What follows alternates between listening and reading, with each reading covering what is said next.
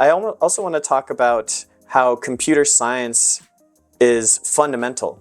And I think computer science is fundamental to how the universe works. And this is also a largely metaphysical claim, but I do put my cards in, my credence, my belief, with a view of the universe from a computational perspective. And if we see matter as more of a computation, then again, it seems that artificial intelligence could achieve most everything that other states of matter achieve. But here's a story of how the universe works that I like. You should follow the best science. But think of one dimension, which is a number line. Cross another number line at 0 to form a plus, and this is 2 dimensions. And I suspect our entire universe is like a 2-dimensional plane. At every point in space, we can query it for information by observing it. The space is like a tight cloth or a trampoline or the surface of water. So this is a little extreme. We're going to expand our minds. We're going to blow it up. Maybe I'm very wrong about this, but I think it's an interesting way to look at the universe. And it's important to get a sense for what a wave is. So I would say to just think a little bit about what is a wavelength, amplitude, frequency, speed.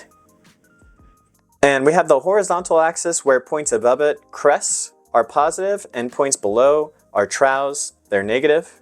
And in the above transverse wave, imagine the red dot is you in the current moment. The present is changing from the past into the future on a flowing pattern. So much information can be described by a simple wave function. And here's a graph that shows the position of a weight on a spring as it changes over time. We can represent a point in space changing over time in terms of a wave, a graph. Consider the change in space of a particle over time. With a wave function, we can define a particle's change in space and time over an infinite period. Every particle in your body that makes up you can be graphed in a wave. And the bundle of waves making up every bit of you is the total wave function which defines your change in space over time. In addition to describing points, we can also generate a wave representation of shapes.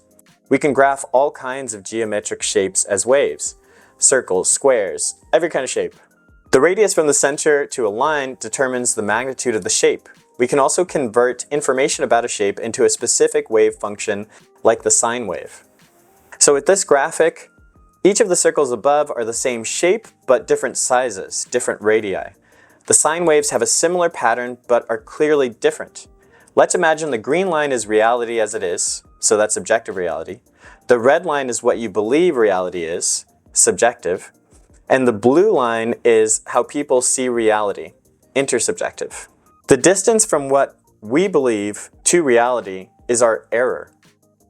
There are points of overlap where we see reality accurately, but they're rare moments. If the blue line represents fitness, meaning having the beliefs which will make you a good, resilient, successful fit in your environment, the distance to that line is the difference in performance of your fit to the situations you face. This is one way of looking at life. Life can be viewed as a game of predicting the best line. If you draw a line too far away from success, you fail. Considering just one field, the electromagnetic spectrum of electrons, we can see how information is the basis for reality. A free electron is like a beam of light. It's a packet of energy hurtling through space. When we look at 2 electrons, they appear identical. In every way we can measure, the electrons are the same. If people were identical like electrons, it would be as if every person in the world had the exact same body. If 2 or more things are identical, how do we distinguish them? This issue is the identity of indiscernibles. The critical property distinguishing 2 electrons is information. Where the electron is in the fabric of the electromagnetic spectrum and at what time. The position and time of the electron are pieces of information. The difference that makes a difference about the particles. A good basis for quantum mechanics, the study of atoms and subatomic particles, is the double-slit experiment. The experiment showed atoms exhibit properties of waves and particles. A particle is a point while a wave is a probability. Even a single particle appears to act like a wave which can interfere with itself. Overlapping troughs and crests balance out to 0. Another strange property, electrons have energy levels, orbiting paths based on how much energy is absorbed. Electrons seem to jump from orbit to orbit, popping in and out of existence. What are the rules for the transition? We can get a better intuition of this problem by thinking of geometry. So this will sound strange at first, but the universe we know and interact with could be fundamentally two-dimensional.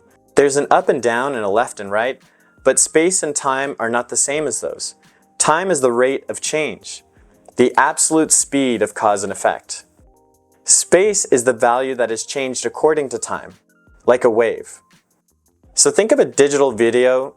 The screen is flat, but you have a sense of the distance of the objects represented. There's 3D information encoded in a way your brain can decipher. In the above GIF, a holographic projection of a hummingbird is created by displaying 4 images from different angles reflected up through the glass. This is an analogy to our universe described by the holographic universe hypothesis, which states energy, matter, and information are equivalent. The physics understanding of thermodynamic entropy and Claude Shannon's formulation of information entropy are equivalent with different descriptions. This could take some time to really grasp, but it's really saying that physics and information theory are 2 ways of looking at the same thing. Energy, matter, and information are equivalent.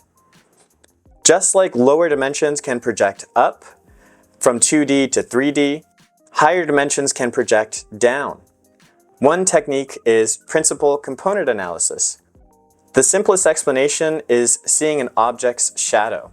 So if you look at the shadow of my hand behind me, I have a 3D arm, right? It's at least 3 dimensions. But when it casts a shadow on the back wall, that's a 2-dimensional representation. There's still information about the shape, but its volume has been reduced to a flat surface.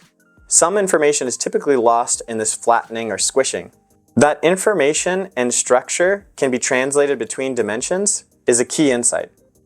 What we would expect to see in a rationally ordered universe is the laws derived naturally from the structure. Similar to how the internal angles of a triangle add up to 180 degrees, our universe would appear given certain conditions, structures, and values. So what could a fundamental shape of the universe be? This is just kind of fun. I like hearing about it. It's interesting to think about, but one physicist champions an interesting hypothesis.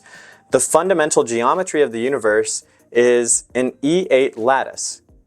This, an exceptionally simple theory of everything, says particles like electrons, protons, everything all emerge from the essential properties of E8 lattices. The below image is of an E8 lattice projected to 2 dimensions. So existence could be at the center. As we've seen, a good scientific theory should be tested, criticized, and remain firm against scrutiny. However, the picture of the universe we now have is strange. Is our universe simply a slice of a larger hyperobject? Perhaps our universe is a slice of a larger object where just parallel to us is another slightly different universe. In the other universe, everything is the same except for a single bit. One piece of information is 1, where the other is 0. The multiverse would then have a more complex shape, like a probability distribution. The most extreme cases are on either end, with the most common cases occurring in the middle. Maybe when electrons pop in and out, they seem to disappear because they are sliding through a parallel universe in a dimension we don't experience. If we were to design a universe generation machine, we could save computational resources by sharing quantum states between universes where no causal connection occurs, which affect the macro particle level. Perhaps there are an infinite number of universes just like ours but slightly different. Perhaps the universe expands and contracts in a big crunch to start the creation of the universe over in an endless loop. Perhaps infinite universes occur not simultaneously but consecutively and slightly different. We will never know all the truths of our level, and we're likely to know even less about levels above and below. We cannot reduce everything to a simple equation and explanation. There will always be mysteries and conundrums no matter how deep or how far we go. But this is part of the beauty of life. There is no final end. We can continue infinitely. I am delighted to be alive at the same time as Stephen Wolfram developed a theory of everything. It's finally we may have a path to the fundamental theory of physics. The work of Wolfram and his colleagues are still ongoing. Wolfram's theory is still not widely accepted, and I don't have the background to follow the technical arguments. I didn't read it all. I will update my view of the universe based on Wolfram et al.'s research unless there is an overwhelming refutation. So I'm just throwing my cards in with him. I think he's right. I really hope he's right. That's what I want. But Wolfram posits space is made of graphs, more specifically hypergraphs. The update of the universal hypergraph is space-time, which gives rise to everything. Looking back on the game of life, the 2D grid we use can be represented in terms of a graph where the nodes are linked in a grid way. The challenge of Wolfram's generalized framework is to determine what rules govern our specific universe, since hypergraphs can give rise to many types of rules and universes. What I find most interesting about this theory of everything is the pockets of reducibility found in irreducibility. Computational irreducibility means you have to run the program to see what happens. You can't predict what a program will do at some given time. Even if we have a more powerful computer, the system will still have to run the program up to the future state to see what happens. Computational reducibility means we can predict what will happen. We can look ahead to know how the program will run without doing every step. The really interesting part is there will be areas in computational irreducibility that can be reduced and predicted. So we're living in those pockets of reducibility where we can find patterns. This explains why the universe can appear to be chaos, yet have predictable and deterministic moments. In my younger years, I had the feeling of a deeply rational and intuitionist argument for proof of God. It took me years to articulate the argument to myself conceptually. I wanted an argument for God so powerful that if you were to be rational at all, you must accept belief in God. Like so many thinkers, this would be one of the foundational beliefs in my epistemology. And a lot of it was, if randomness is irrational, how is there rationality? To be rational requires a mind to intentionally order the universe. The mind is what we consider God. If no intentional being ordered the universe, then we don't have rationality by definition. What was hard for me to mentally grasp and accept was that order and rationality could occur spontaneously from randomness. Okay, this is a lot. I hope you'll stick with me. It is getting a little weird, but we're going to go on further with these ideas. Thanks, Sapiens. Till next time. Thanks for watching. If you enjoyed this clip, please consider checking out the full video and the series linked in the description.